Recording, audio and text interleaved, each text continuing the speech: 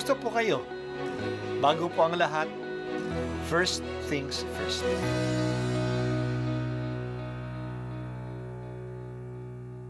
Good morning po. Sinisimulan po natin ngayon ang first things first. At dito po, tinatalakay natin sa unang bahagi ng umaga natin ay ang first readings na binabasa po sa banal na misa. Ito pong tinatalakay natin kasi madalas po kasi marami na tayong alam tungkol sa gospel readings. Pero konti po ang nagsasalita sa first readings. Pero ang first readings, bahagi din po yan ng Biblia, ng banal na kasulatan. Kaya susubaybayan po natin ang mga first readings, basahin po natin at kuminsan kailangan ng basahin ng 2 o 3 beses bago maintindihan kasi hindi po tayo familiar sa mga istorya at sa mga kaisipan na tinatalakay dito.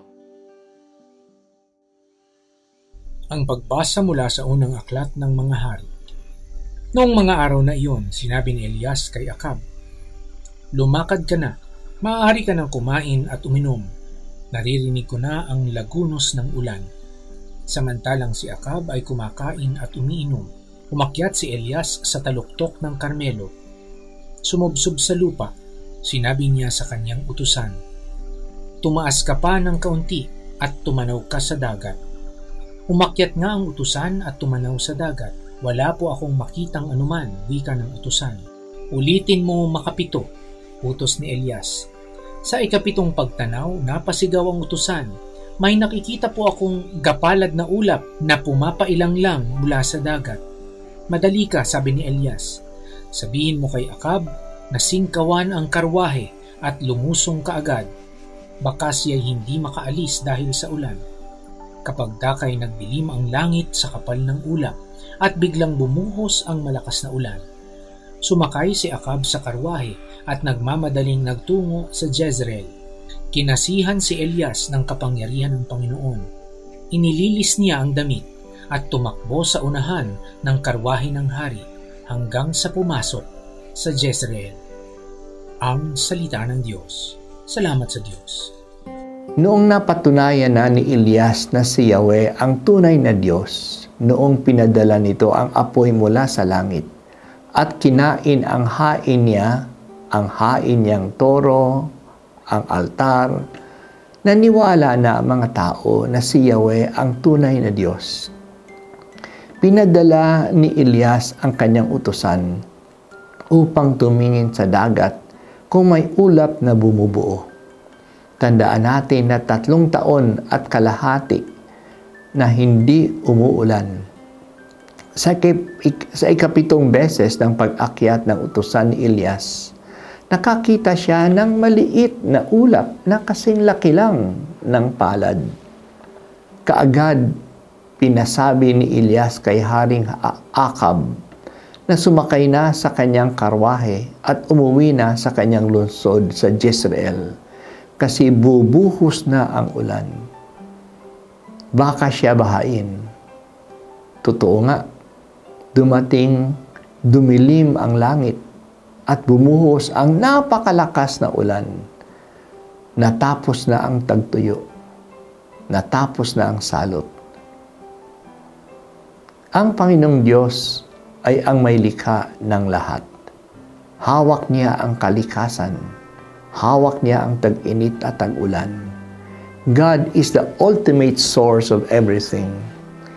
Hindi na natin ito nakikita ngayon kasi ang pinapansin ng science at ng weather predictions ay ang ihip ng hangin, ang init ng tubig, ang pagbuo ng mga ulap. Ang mga ito ay secondary causes lamang. Yan lang ang naaabot ng science. Mga secondary causes, mga laws of nature. Pero ang Diyos ang naglagay ng mga batas na ito, ng mga laws of nature na ito. At maaari niyang isuspend ang mga batas na ito. Kaya masasabi natin na ang lahat ng nakasalalay sa kalooban ng Diyos. Totoo na siya ang nagpapadala ng ulan at ng init. Nung naniwala na ang mga salita na si Yahweh ang tunay na Diyos, mas pinalakas ni Elias ang kanilang paniniwala sa pagpigil ng salot ng tag-init at pinadala ang ulan. Kaya nga ang panalangin ng isang taong matuwid ay talagang makapangyarihan. Ang mga salot pati ng ating panahon ay napipigilan din ng Diyos kung tayo ay totoong nagsisisi at taimtim na nagdarasal. Habang pinag-aaralan ng science ang scientific researches, magdasal tayo at magsisi. Ang Diyos lamang ang pinanggalingan ng science at kumikilos din siya sa paraan na hindi pa alam ng science. Nandiyan ang global warming. May mga scientific evidences na ito ay nangyayari na ngayon. May maraming mga researches na mga ginagawa ng tao ngayon. Ang ating lifestyle na wasteful ay nagriresulta sa climate change.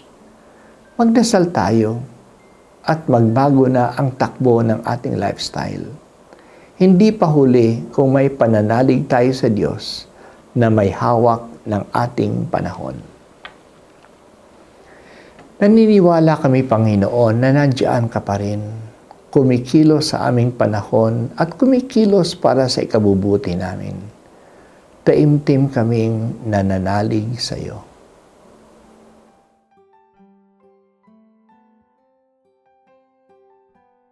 At ako po ay si Bishop Broderick Pabilio dito sa First Things First.